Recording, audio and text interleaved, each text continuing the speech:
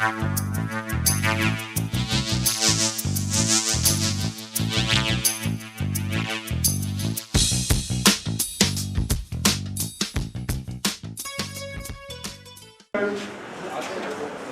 Gopika Jadeja on the stage. She is the chairperson. I invite Dr. Harpal Rana to come on the stage. He is one of the speakers. I also invite Dr. Govardhan Bunjara to come on the stage and take seat.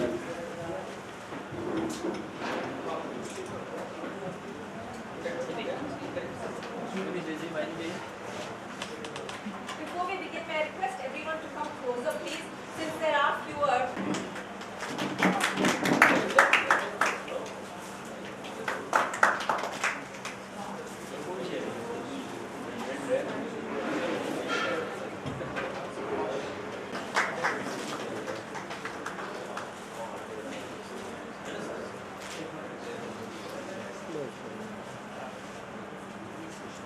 Thank you, Ravi. Now, I would request Professor Yagnesh Prajapati to welcome Ms. Gopika Jadeja with a bouquet and a memento.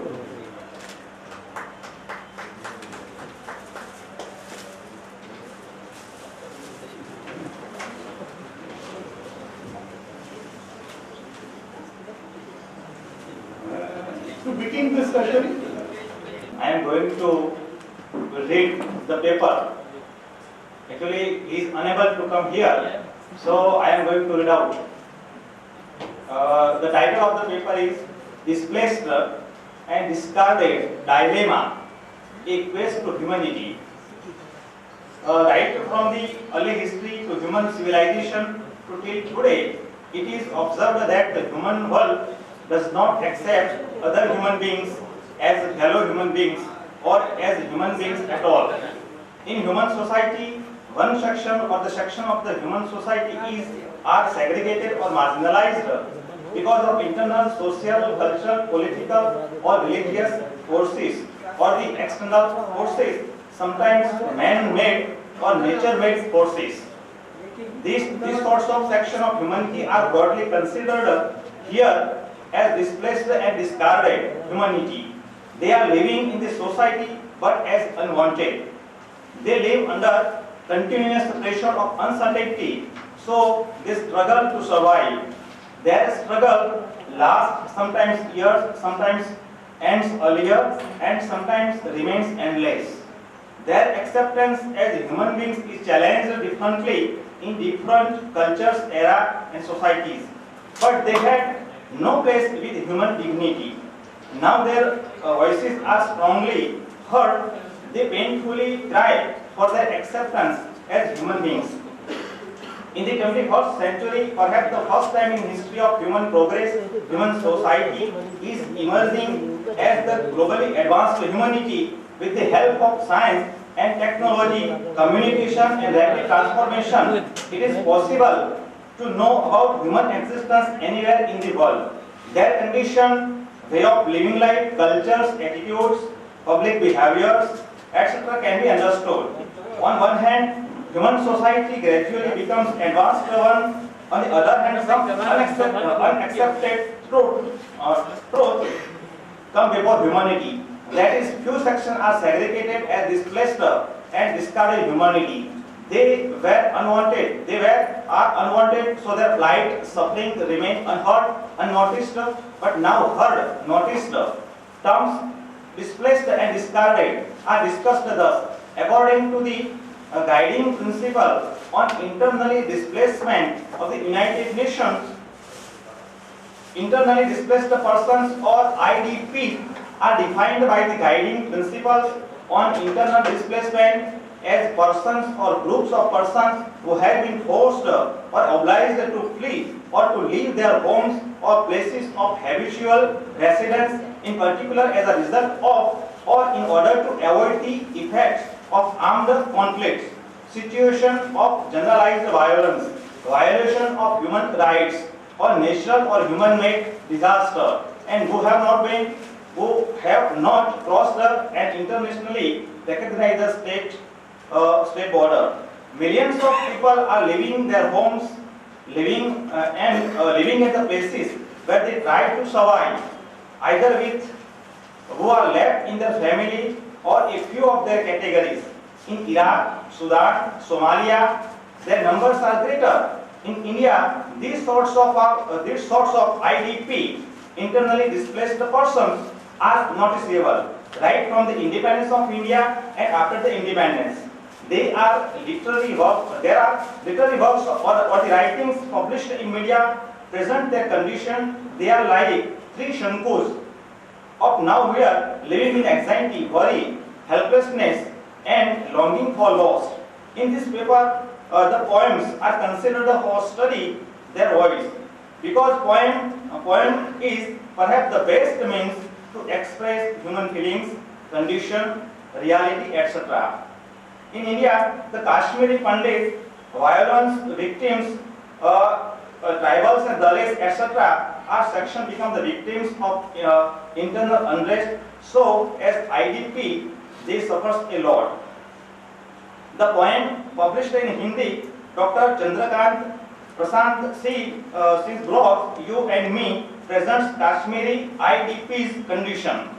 The poem is thus: since centuries we live together with parents, grandparents, maternal grandparents, memories of ancestors, chiming bells, temples, and the chadar of mazar, and lighting of the bazaar. One day secretly, silently collecting our memories, photos of our grandpas hanging on the walls, started journey in Hindustan. The poem expressed feelings of Kashmiri.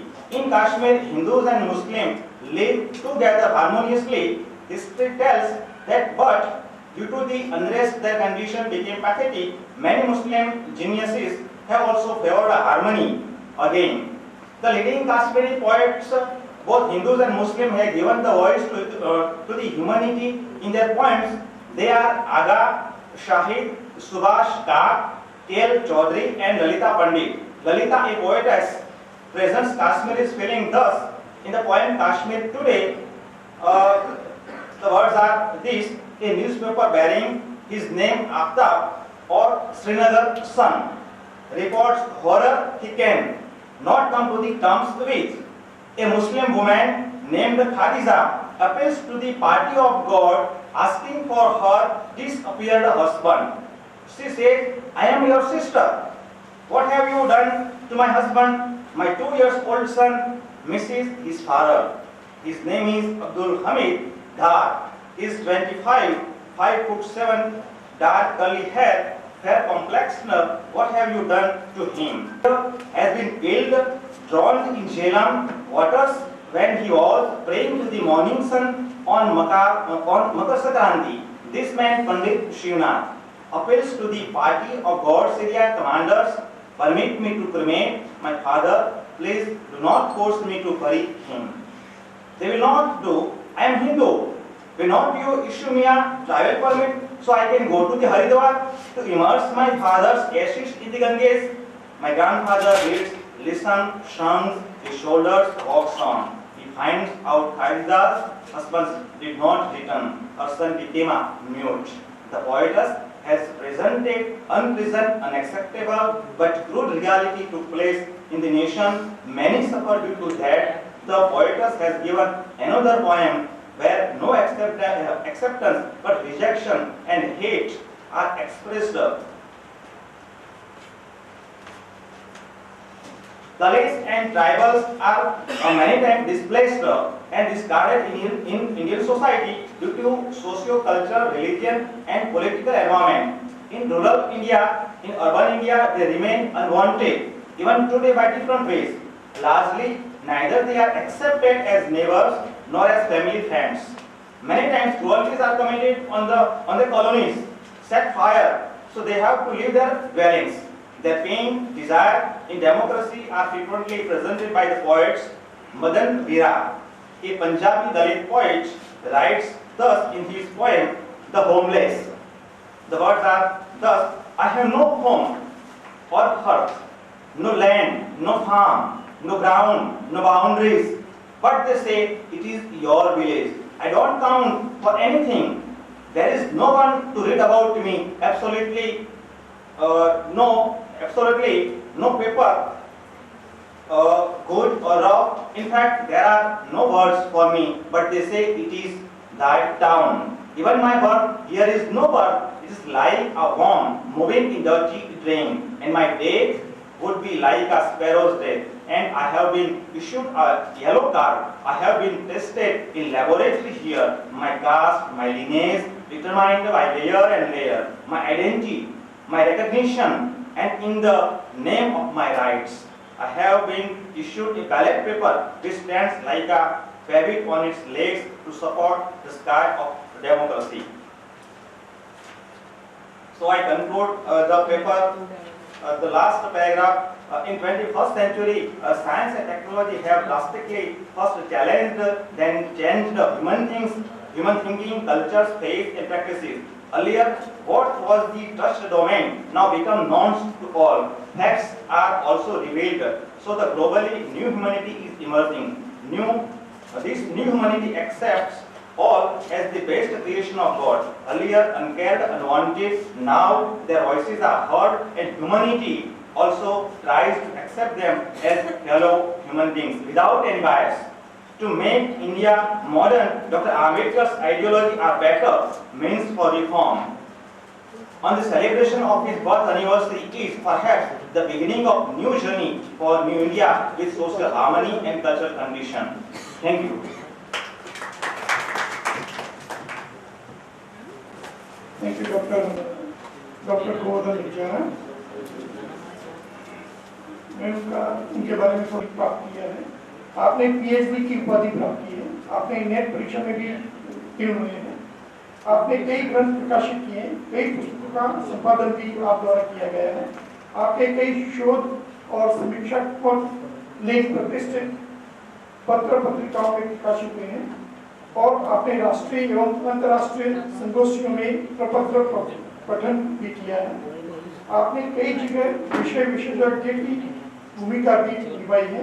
आपने कई वरिष्ठ साहित्यकारों के साथ साक्षात्कार किया है जो दूरदर्शन आकाशवाणी से प्रसारित हुए। आपके सरोकार ऑल इंडिया बंजारा सेवा संघ गुजरात प्रदेश से काफी समय से रहा। आप नेशनल बंजारा प्रोफेसर एसोसिएशन के कार्यकारी अध्यक्ष रहे और Shri HK. Arts college hostel के रेक्टर के स्थान पर सेवारत रहे। आपने doctor Baba Saheb Ambedkar national fellowship प्राप्त की है। आप बंजारा भूषण पुरस्कार से पुरस्कृत हुए हैं। तो मैं आप डॉक्टर गोवर्धन बंजारा जी से गुजारिश करूंगा अपना वक्तव्य दें।